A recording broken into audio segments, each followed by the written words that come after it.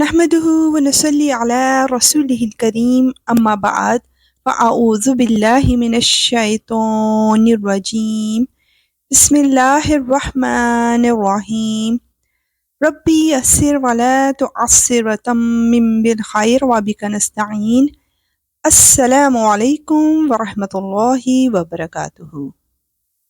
تو آئیے اللہ سبحانہ و تعالیٰ سے بات چیت کی بسم اللہ کرتے ہیں۔ سورہ زخرف کی آیت 36 to 39 میں بتایا جا رہا ہے کہ شیطان کس پر مسلط کیا جاتا ہے، اور جو شخص خدائے رحمان کے ذکر سے اندھا بن جائے ہم اس پر ایک شیطان مسلط کر دیتے ہیں جو اس کا ساتھی بن جاتا ہے۔ ایسے شیاطین ان کو راستے سے روکتے رہتے ہیں اور وہ سمجھتے ہیں کہ ہم ٹھیک راستے پر ہیں، یہاں تک کہ جب ایسا شخص ہمارے پاس آئے گا تو اپنے شیطان ساتھی سے کہے گا کہ کاش میرے اور تیرے درمیان مشرق اور مغرب کا فاصلہ ہوتا، کیونکہ تو بہت برا ساتھی تھا۔ اور آج جب تم ظلم کر چکے ہو تو تمہیں یہ بات ہرگز کوئی فائدہ نہیں پہنچائے گی کہ تم عذاب میں ایک دوسرے کے شریک ہو۔ یا اللہ تو ہمیں ہر لمحہ شیطان مردود سے اپنی حفاظت میں رکھ۔ آیت 40 to 45 میں نبی کریم صلی اللہ علیہ وآلہ وسلم کی دلجوئی کی جا رہی ہے۔ تو پھر اے پیغمبر، کیا تم بہروں کو سناؤ گے یا اندھوں کو، اور ان لوگوں کو راستے پر لاؤ گے جو کھلی گمراہی میں پڑے ہوئے ہیں؟ اب تو یہی ہوگا کہ اگر ہم تمہیں دنیا سے اٹھا لیں تب بھی ہم ان سے بدلہ لینے والے ہیں، یا اگر تمہیں بھی وہ عذاب دکھا دیں جس کا ہم نے ان سے وعدہ کیا ہے تب بھی ہمیں ان پر ہر طرح کی قدرت حاصل ہے۔ لہٰذا تم پر جو وحی نازل کی گئی ہے اسے مضبوطی سے تھامے رکھو، یقیناً تم سیدھے راستے پر ہو۔ اور حقیقت یہ ہے کہ یہ وحی تمہارے لیے اور تمہاری قوم کے لیے ایک نیک نامی کا ذریعہ ہے، اور تم سب سے پوچھا جائے گا کہ تم نے اس کا کیا حق ادا کیا۔ اور تم سے پہلے ہم نے اپنے جو پیغمبر بھیجے ہیں ان سے پوچھ لو کہ کیا ہم نے خدائے رحمان کے سوا کوئی اور معبود بھی مقرر کیے تھے جن کی عبادت کی جائے؟ بے شک یا رب العالمین تو ہی وحدہ لا شریک ہے اور تیرے سوا کوئی عبادت کے لائق نہیں۔ آیت 46 to 50 میں آل فرعون کی بد نصیبی کو بیان کیا جا رہا ہے۔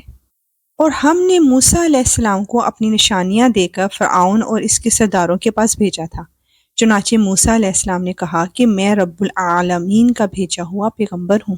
پھر جب انہوں نے ہماری نشانیاں ان کے سامنے پیش کیں تو وہ ان کا مذاق اڑانے لگے، اور ہم انہیں جو نشانی بھی دکھاتے وہ پہلی نشانی سے بڑھ چڑھ کر ہوتی تھی، اور ہم نے انہیں عذاب میں بھی پکڑا تاکہ وہ باز آ جائیں۔ اور وہ یہ کہنے لگے کہ اے جادوگر، تم سے تمہارے پروردگار نے جو عہد کر رکھا ہے اس کا واسطہ دے کر اس سے ہمارے لیے دعا کرو، ہم یقیناً راہ راست پر آ جائیں گے۔ پھر جب ہم ان سے عذاب کو دور کر دیتے تو پل بھر میں وہ اپنا وعدہ توڑ ڈالتے تھے۔ استغفر اللہ۔ آیت 51 to 56 میں فرعون کے تکبر اور اس کے انجام کے متعلق جانیں گے۔ اور فرعون نے اپنی قوم کے درمیان پکار کر کہا کہ اے میری قوم، کیا مصر کی سلطنت میرے قبضے میں نہیں ہے؟ اور دیکھو یہ دریا میرے نیچے بہہ رہے ہیں، کیا تمہیں دکھائی نہیں دیتا؟ یا پھر مانو کہ میں اس شخص سے کہیں بہتر ہوں جو بڑا حقیر قسم کا ہے اور اپنی بات کھل کر کہنا بھی اس کے لیے مشکل ہے۔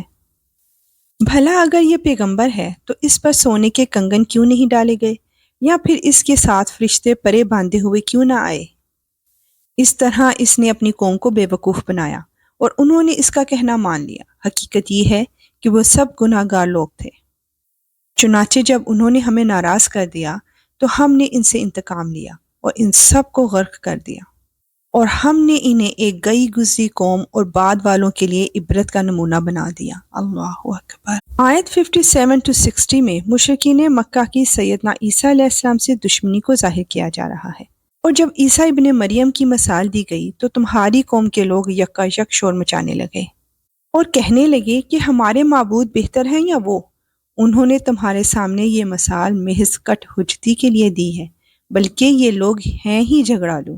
وہ یعنی عیسیٰ علیہ السلام تو بس ہمارے ایک بندے تھے جن پر ہم نے انعام کیا تھا، اور بنی اسرائیل کے لیے ان کو ایک نمونہ بنایا تھا۔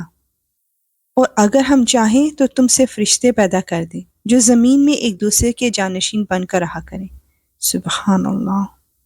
آیت 61 to 62 میں قیامت کی ایک نشانی کا ذکر کیا گیا ہے۔ اور یقین رکھو کہ وہ یعنی عیسیٰ علیہ السلام قیامت کی ایک نشانی ہے، اس لیے تم اس میں شک نہ کرو اور میری بات مانو، یہی سیدھا راستہ ہے۔ اور ایسا ہرگز نہ ہونے پائے کہ شیطان تمہیں اس راستے سے روک دے، یقین جانو وہ تمہارا کھلا دشمن ہے، بے شک یا رب العالمین۔ آیت 63 to 67 میں ہم جانیں گے کہ سیدنا عیسیٰ علیہ السلام نے اپنی دعوت میں کیا فرمایا۔ اور جب عیسیٰ علیہ السلام کھلی ہوئی نشانیاں لے کر آئے تھے تو انہوں نے لوگوں سے کہا تھا کہ میں تمہارے پاس دانائی کی بات لے کر آیا ہوں، اور اس لیے لایا ہوں کہ تمہارے سامنے کچھ وہ چیزیں واضح کر دوں جن میں تم اختلاف کرتے ہو، لہٰذا تم اللہ سے ڈرو اور میری بات مان لو۔ یقیناً اللہ ہی میرا رب ہے اور تمہارا بھی رب ہے، اسی لیے اسی کی عبادت کرو، یہی سیدھا راستہ ہے۔ پھر بھی ان میں سے کئی گروہوں نے اختلاف پیدا کیا، چنانچہ ان ظالموں کے لیے ایک دردناک دن کے عذاب کی وجہ سے بڑی خرابی ہو گئی۔ یہ لوگ بس اس بات کا انتظار کر رہے ہیں کہ قیامت ان کے سامنے اچانک آ کھڑی ہو اور انہیں خبر بھی نہ ہو۔ اس دن تمام دوست ایک دوسرے کے دشمن ہوں گے سوائے متقی لوگوں کے۔ اللہ اکبر۔ آیت 68 to 73 میں فرما برداروں کا حسین انجام بیان کیا جا رہا ہے، جن سے کہا جائے گا کہ اے میرے بندو، آج تم پر نہ کوئی خوف طاری ہوگا اور نہ تم غمگین ہوگے۔ اے میرے وہ بندو جو ہماری آیتوں پر ایمان لائے تھے اور فرما بردار رہے تھے، تم بھی اور تمہاری بیویاں بھی خوشی سے چمکتے چہروں کے ساتھ جنت میں داخل ہو جاؤ۔ ان کے آگے سونے کے پیالے اور گلاس گردش میں لائے جائیں گے، اور اس جنت میں ہر وہ چیز ہوگی جس کی دلوں کو خواہش ہوگی اور جس سے آنکھوں کو لذت حاصل ہوگی۔ ان سے کہا جائے گا کہ اس جنت میں تم ہمیشہ رہو، اور یہ وہ جنت ہے جس کا تمہیں اپنے اعمال کے بدلے وارث بنا دیا گیا ہے۔ اس میں سے تمہارے لیے خوب افراد کے ساتھ میوے ہیں جن میں سے تم کھاؤ گے۔ سبحان اللہ، یا اللہ تو ہمیں بھی ان نعمتوں سے نوازنا۔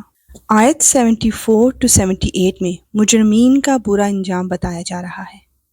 البتہ جو لوگ مجرم تھے وہ دوزخ کے عذاب میں ہمیشہ رہیں گے، وہ عذاب ان کے لیے ہلکا نہیں پڑنے دیا جائے گا اور وہ اس میں مایوس پڑے ہوں گے۔ اور ہم نے ان پر کوئی ظلم نہیں کیا، لیکن وہ خود ہی ظالم لوگ تھے۔ اور وہ دوزخ کے فرشتے سے پکار کر کہیں گے کہ اے مالک، تمہارا پروردگار ہمارا کام ہی تمام کر دے۔ وہ کہیں گے کہ تمہیں اسی حالت میں رہنا ہے، اور حقیقت یہ ہے کہ ہم تمہارے پاس حق بات لے کر آئے تھے، لیکن تم میں سے اکثر لوگ حق بات ہی کو برا سمجھتے ہیں۔ یا اللہ تو ہمیں جہنم کے عذاب سے محفوظ فرمانا۔ آیت 79 to 83 میں مشرکین مکہ کی سازشوں کا جواب دیا جا رہا ہے۔ ہاں، کیا ان لوگوں نے کچھ کرنے کا فیصلہ کر لیا ہے؟ اچھا، تو ہم بھی کچھ کرنے کا فیصلہ کرنے والے ہیں۔ کیا انہوں نے یہ سمجھ رکھا ہے کہ ہم ان کی خفیہ باتیں اور ان کی سرگوشیاں نہیں سنتے؟ کیسے نہیں سنتے؟ نیز ہمارے فرشتے ان کے پاس ہیں، وہ سب کچھ لکھتے رہتے ہیں۔ اے پیغمبر کہہ دو کہ اگر خدائے رحمان کی کوئی اولاد ہوتی تو سب سے پہلا عبادت کرنے والا میں ہوتا۔ وہ جو آسمانوں اور زمین کا بھی مالک ہے، عرش کا بھی مالک، وہ ان ساری باتوں سے پاک ہے جو یہ بنایا کرتے ہیں۔ لہٰذا اے پیغمبر انہیں اپنے حال پر چھوڑ دو کہ یہ ان باتوں میں ڈوبے رہیں اور ہنسی کھیل کرتے رہیں یہاں تک کہ وہ اپنے اس دن سے جا ملیں جن کا ان سے وعدہ کیا جا رہا ہے۔ اللہ اکبر۔ آیت 84 to 86 میں عظمت باری تعالیٰ بیان کی جا رہی ہے۔ وہی اللہ ہے جو آسمان میں بھی معبود ہے اور زمین میں بھی معبود، اور وہی ہے جو حکمت کا بھی مالک ہے، علم کا بھی مالک۔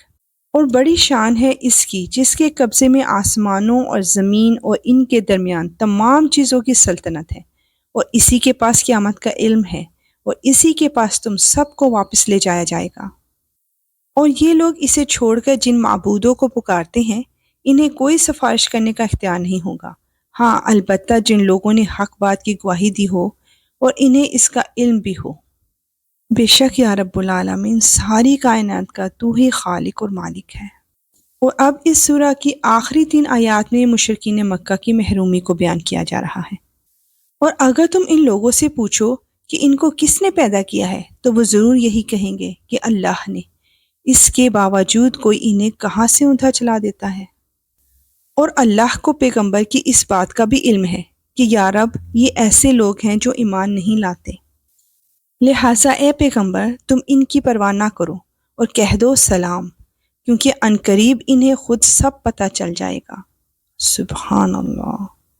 الحمدللہ، یہاں سورہ زخرف کمپلیٹ ہوئی۔ اللہ سبحانہ وتعالی ہمیں اسے سننے، سمجھنے اور اس پر عمل کرنے کی بھی توفیق عطا فرمائے۔ اللہ کا کلام سنتے جائیے اور صدقے جاریہ کی نیت سے آگے سینڈ کرتے جائیے۔ اللہ سبحانہ وتعالی ہماری ان تمام کوششوں کو قبول و مقبول فرمائے، آمین۔ انشاءاللہ ملیں گے نیکسٹ آیات کے ساتھ۔ اب اجازت، وآخر دعوانا ان الحمدللہ رب العالمین۔ سبحانک اللہم و بحمدک، اشہد ان لا الہ الا انت، استغفرک و اتوب الیک۔ السلام علیکم ورحمۃ اللہ وبرکاتہ۔